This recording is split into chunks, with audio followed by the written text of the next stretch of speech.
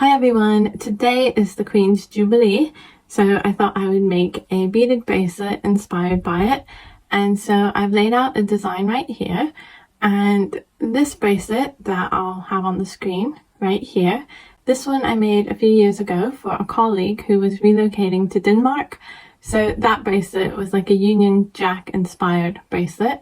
And so I don't have many dark blue beads to replicate the same design, so I thought I would come up with a new design, and this is it. I actually only had one dark blue bead left. Here's the design. I love the frosted white. It's not an opaque white or a clear, it's like a very pretty opaque.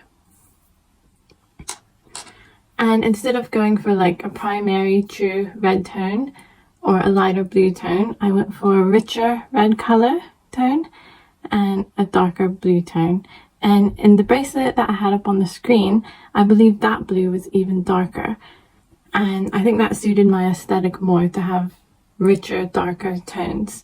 And I have these silver plated beads, elastic cord, 0.8.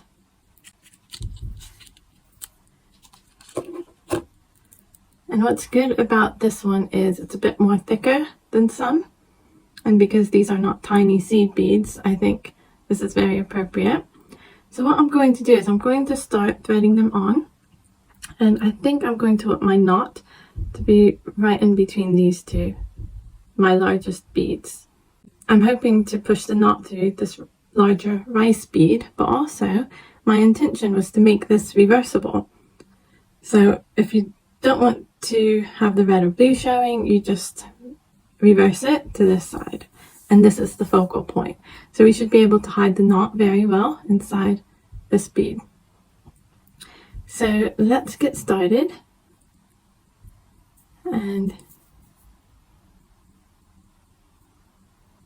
actually what I'm going to do is, in case I need the bracelet to be a bit larger, I have some clear and frosted white beads on the side in case I need to add some length.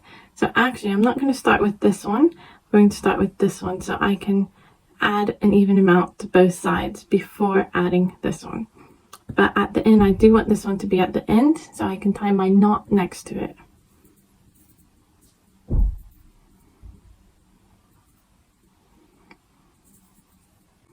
So can you see here the clear and the white?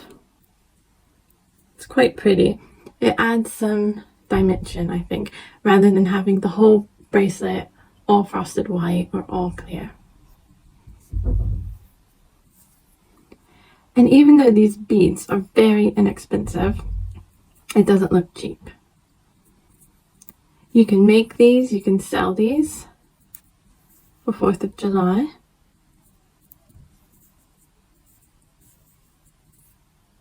For any type of celebration where you're using the red, white and blue.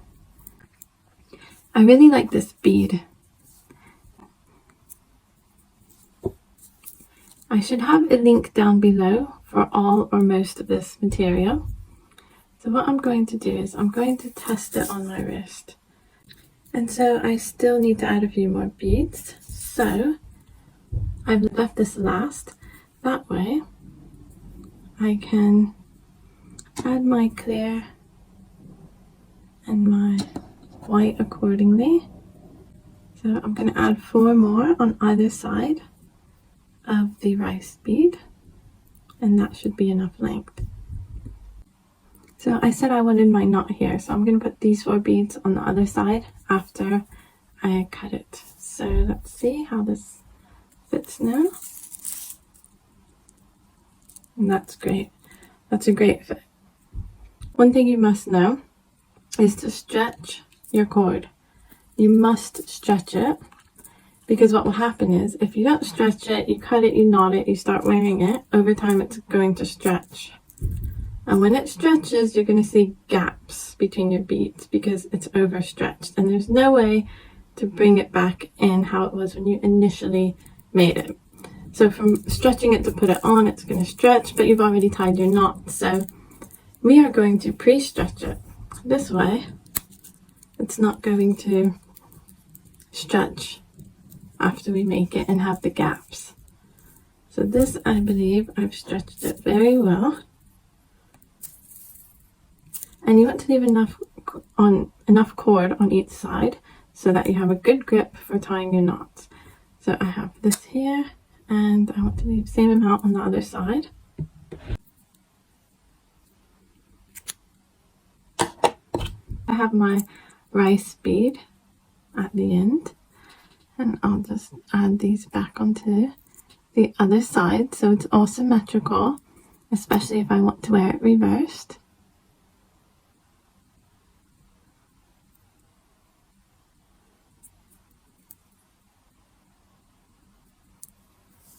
So here we are. This is the bracelet. Let's give it one more stretch.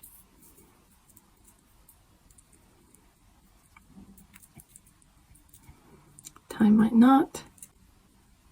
Then I am going to pull it. Make sure your cord doesn't get caught between two different beads. And then we'll do surgeon's knot. 1, 2. Now tighten it down slowly. Don't tie too tight or it's going to pucker up and lose its shape. And there we go. And then what we're going to do, we don't want to cut right there. We don't want to cut near the knot, as we might accidentally cut the knot, and I just don't like cutting close to knots. So we're going to pass through, let's say, 2 beads, a couple more. 1.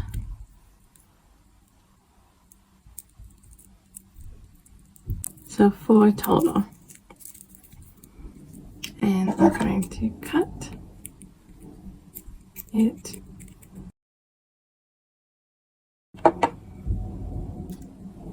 And then for this side, I'm going to pass back through the rice bead in the other direction.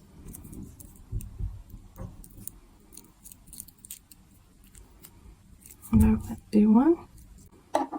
And I'm going to loosely cut towards the beads. And I have my gorgeous, inexpensive, quick and easy bracelet. I hope you've liked this tutorial. If you've enjoyed this video, please give it a like, and do subscribe if you'd like to see more videos on making quick, inexpensive, easy beaded jewelry designs. Leave any questions, comments or suggestions down below and I will be sure to reply back.